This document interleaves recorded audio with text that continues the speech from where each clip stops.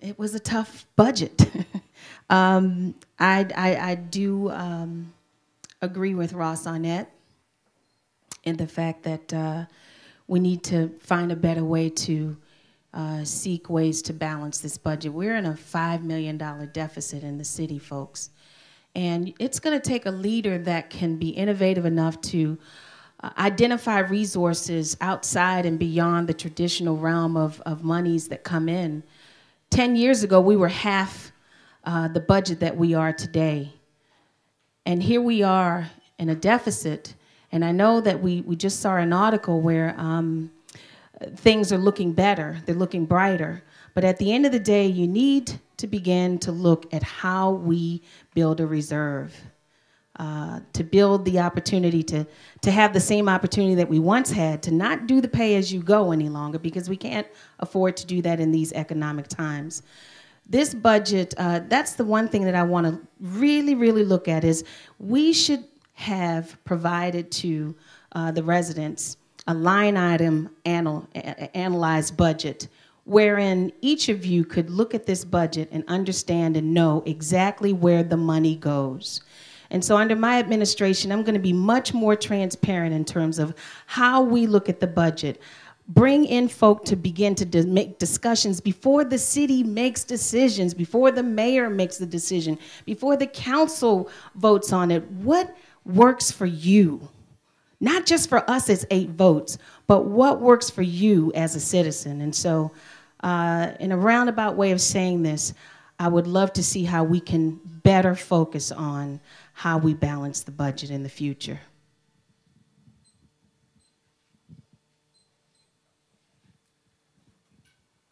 To answer the question about the budget, it was a tough budget year for the city. It was a tough budget year for probably every government around here.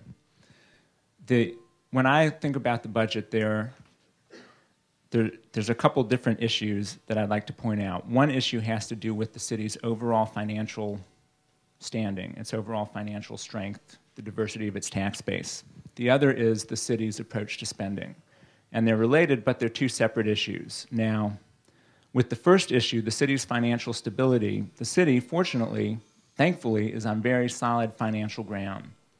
Even though the city has had to do things like take away its PAYGO operating funding for some capital projects this year, every local government is doing the same thing. And the bond rating agencies understand that these are unusually tough times. Fitch, one of the 3 bond rating agencies, just gave the city a AA+ bond rating. So despite the challenges that we face with the economy, the people on Wall Street recognize that we are in a solid financial position overall. That was issue 1. In terms of issue 2, the city's spending has increased significantly. And especially in times like these that call for austerity, the mayor is really the elected official who is best positioned to bring austerity to the budget. When I served on the county council, the executive for the past 2 budgets directed his department heads to scale back their budgets by 5%, 10% in some cases, before he even presents the budget to the council. That has not happened so far with the city budget, and as a result, it's very difficult as an alderman to pick and choose here and there.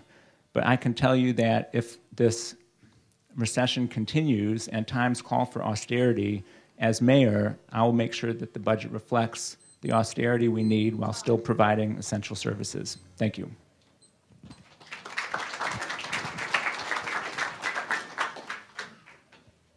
Tough times create tough choices, and undoubtedly, once elected, we will work towards immediately to bring control to all aspects of government.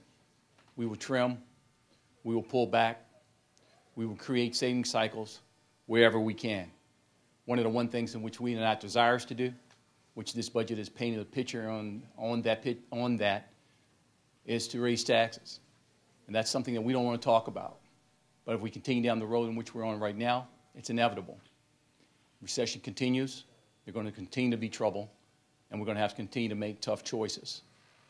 It's without question that there were some things that were actually done in this budget just didn't make sense. We have to make those tough choices. We cannot be afraid to make them. And they have to start from within the government, within itself. Can't take it out on anyone else by raising fees and all other things. Those are our last alternatives. Those are not the first things that we do. We don't run to that well until everything else is run dry. Thank you.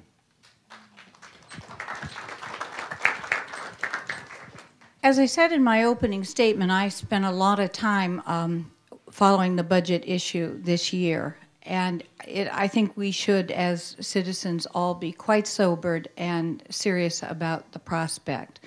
We had a budget that has drifted upwards with, I think, excessive spending and sort of unmanaged spending. Whatever sort of came in was layered onto the budget year after year, and contracts and overtime, and also a staff that has received extremely generous pay increases, 5.6% this year. I doubt that too many people in this audience received 5.6% increases this year. It's just not had discipline applied to it. And what happened this year was it came to the point where there was a $4.5 million gap to cover the operating costs, and the decision, instead of making any hard cuts, nothing out of what the departments recommended were possible cuts that they could have lived with. Nothing was cut. Instead, the parking fees for $900,000 were laid on top, and then to cover the remaining gap, we issued another $4.5 million in bonds, long-term debt to cover short-term operating costs and to rebuild our surpluses, which we had been depleting. We simply cannot have a budget process that doesn't make harder choices. I think we need a civil service staff that begins to have merit increases instead of cost of living increases negotiated through union contracts by, honestly, people serving on the council who've received support from the very unions that they're making contract decisions for. We need discipline. We need people to make tough decisions about the budget. Thank you.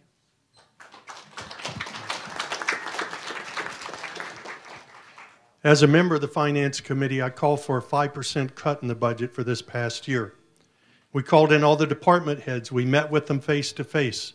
We asked them to show what a 5% cut would do to their services from their department this year. It was an impossibility to carry that 5% cut out. But we used that conversation as a shot across the bow of every department that next year is going to be tougher than this year. But our budget this year, we were able to maintain a AA+ bond rating, which is better than a lot of cities our size around the nation. And I don't know if our mayor is here. Is Ellen here? I want to say this. She's received a lot of criticism, but I have never seen a mayor in the face of criticism, so much criticism, do so much for this city. Ellen Moyer has spent 80, sometimes 90 hours a week working for the city of Annapolis. She's to be congratulated for what she did in negotiating the budget this year. Is she perfect? No. Have I ever disagreed with Ellen? I've had some heated disagreements with Ellen. I've left her office with her shouting and yelling at me, especially on some environmental issues. But she is a lady who's accomplished a lot in the 8 years that she's been mayor of this city. And I want to see the next few months of her administration, the people should show appreciation for what she's done, and her legacy should be known. Thank you so much.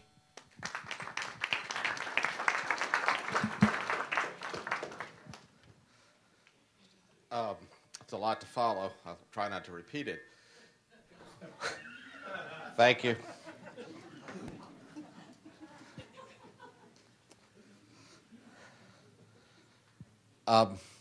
What happened, in case you don't know it, because it's not obvious in the paper, that in the last 8 years, property values have gone up well beyond any other inflationary index.